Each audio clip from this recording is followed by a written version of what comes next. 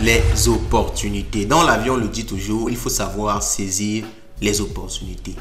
Mais en trading, une opportunité peut cacher derrière la perte complète de tout ton capital. Après avoir cramé 3 comptes de trading, dans cette vidéo, je vais te révéler ce qu'il faut surtout éviter, les opportunités qu'il faut surtout rater pour te retrouver avec ton capital intact et te donner la possibilité de passer d'autres trades par la suite. Cette vidéo est extrêmement importante. Donc, accroche-toi, n'oublie pas de laisser le like du jour et le commentaire du jour qui est réussite en trading. Et allons-y, let's go. Bon!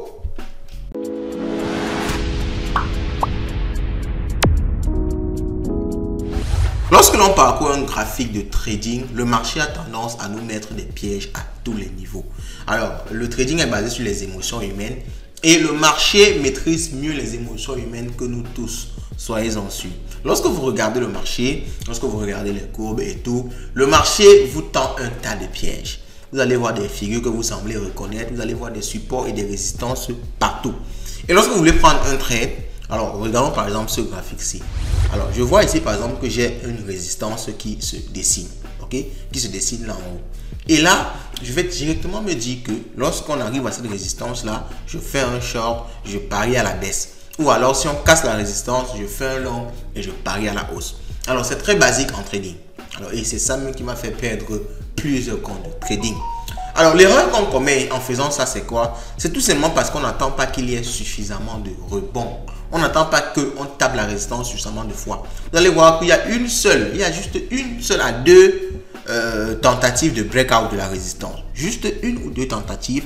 Et toi, tu es déjà convaincu que c'est une résistance. En plus, tu ne te mets pas sur un intervalle de temps suffisamment long.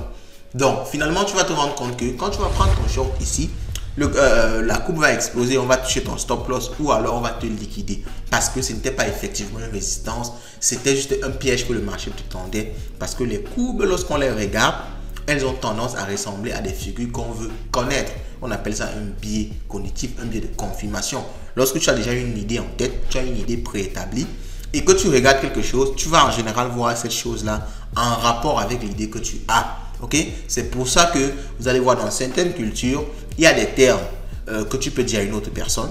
Il n'a pas de problème avec ça. Et tu dis à quelqu'un d'autre, en fait, qui n'est pas cette personne-là ou qui n'est pas dans la même culture que toi et il prend ça comme un affront. Parce que tout ce que l'homme regarde, il regarde ça sous son spectre.